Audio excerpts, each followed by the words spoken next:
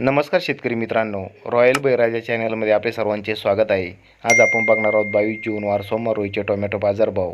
मित्रांनो, जर कोणी चॅनलवर नवीन असाल तर चॅनलला सबस्क्राईब करून घ्या।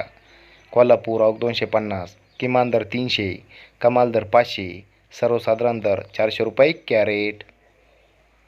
चंद्रपूर गंजवड आवक 588, किमान दर 240, कमाल दर 400, सर्वसाधारण दर 320 रुपये कॅरेट।